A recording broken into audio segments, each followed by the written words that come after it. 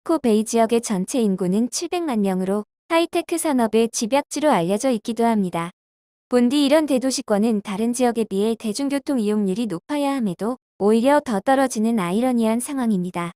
승객의 대폭적인 감소가 일어나면 수익이 급감하여 직원급여, 관리 수수료 및 임대료 같은 운영 비용에 있어서도 트러블이 생길 수밖에 없는데, 실제로 시티모니터의 보고서에 의하면 샌프란시스코 시형철도는 심각한 재정 상황에 처해 있다고 합니다. 유수 대학의 연구진들과 정책 연구원들도 대체 왜 샌프란시스코 베이 지역의 대중교통 이용률이 떨어지고 또 이를 막기 위해서는 무엇을 해야 하는지 심도 있게 연구할 만큼 지역사회가 함께 고민하는 문제입니다. 이렇게 모두가 고민하는 상황에서 시티모니터가 내놓은 해답은 바로 서울에서 그 답을 찾으라는 것이었습니다. 세계에서 승객 수가 감소하지 않은 도시는 거의 없지만 일부 도시는 다른 도시보다 더 심하게 타격을 받았다. 그중 샌프란시스코의 탑승률은 90% 이상 감소했다. 반면 세계 최고의 대중교통 시스템을 갖춘 서울의 승객 수는 훨씬 잘 버텼다. 실제로도 서울과 샌프란시스코를 비교한 그래프를 보면 샌프란시스코는 2020년 엄청난 승객 수 급락을 겪어야 했지만 서울은 승객 수가 줄어드는 최악의 상황에서도 30%밖에 줄지 않았으며 그 이하로는 떨어지지 않고 일정한 승객 수를 잔잔하게 유지했습니다. 전 세계적으로 코로나가 가장 심했던 시기 중 하나인 2020년 8월에도 다른 나라의 대도시들에 비해 감소율이 훨씬 적었습니다. 이 보고서에서 밝힌 전문가들의 분석에 따르면 서울은 교통에 대한 대중의 신뢰와 믿음이 무척 강하기 때문에 승객 수 방어를 할 수 있었다는데요. 뛰어난 최첨단 기술과 함께 철저한 방역 대책, 적극적인 소독 캠페인 3박자를 모두 갖춘 교통통제 시스템이기에 국민들도 자신의 몸을 믿고 맡길 수 있다는 겁니다.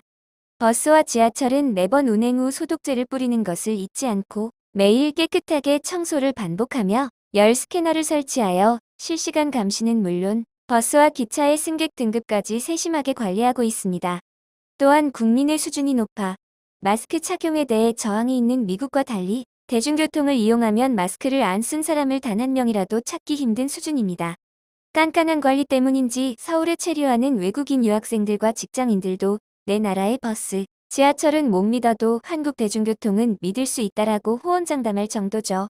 노선이 워낙 잘 되어 있어 어디든 갈 수 있고 교통관제 시스템이나 어플을 통해 실시간으로 버스나 지하철 시간을 확인하기도 편리하다 보니 상황에 따라서는 차를 가지고 다니는 것보다 나을 때도 많습니다. 대중교통 요금도 다른 나라에 비해 훨씬 저렴한 편이라 이보다 나은 대체 수단을 찾기가 힘듭니다. 수도권 전역이 환승 할인 제도를 이용할 수 있다는 점 또한 매력적입니다.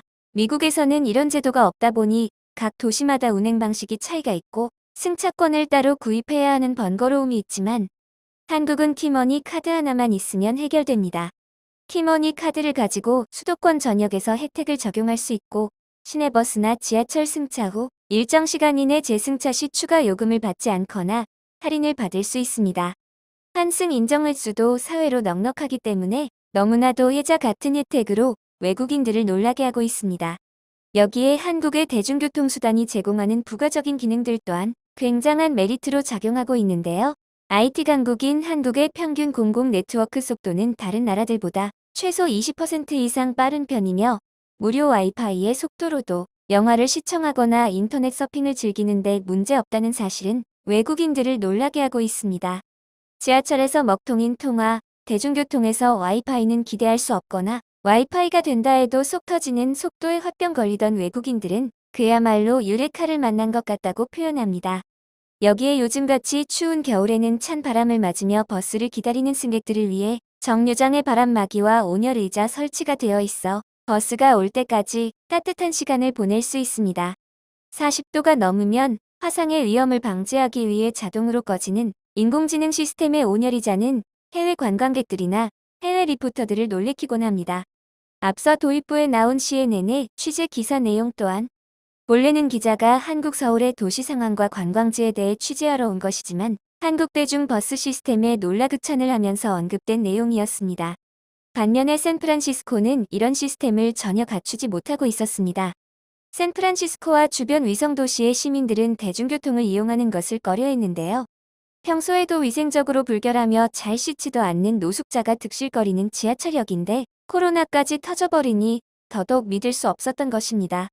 대중교통을 권장해야 할 주 정부마저도 질병통제센터를 통해 대중교통 대신 1인용 차량을 이용하라고 말할 정도였습니다. 정부도 못 믿는 대중교통 시스템을 국민들이라고 어찌 믿을 수 있을까요? 그렇다고 한국처럼 노선이 잘 되어 있고 편리하거나 인터넷이 빠르거나 실시간 버스 운행 시간을 알 수 있는 관제 시스템이 잘 되어 있거나 한 것도 아니었습니다. 장점이라고는 눈을 씻고도 찾아볼 수 없는 대중교통 시스템이기에 시민들은 재택근무나 자가용이라는 다른 선택권으로 눈을 돌렸고 바닥을 친 탑승률은 결국 시흥철도의 근간을 흔드는 재정위기를 가져왔습니다. 엔데믹 시대가 오면서 샌프란시스코의 대중교통 이용률은 근소하게 증가했으나 여전히 이전 수준으로 되돌리기란 쉽지 않습니다. UC 버클리의 교통 전문 명예 교수 엘리자베스 디키는 서울과 샌프란시스코와 차이는 정부 정책과 관련 있다고 말하며 샌프란시스코 베이 지역의 교통 시스템은 대대적인 개혁이 필요하다며 한국의 시스템을 샌프란시스코에도 적용해야 한다고 주장했습니다. 과연 샌프란시스코는 서울을 본받아 이 위기를 극복해 나갈 수 있을까요? 지금까지 이슈였습니다.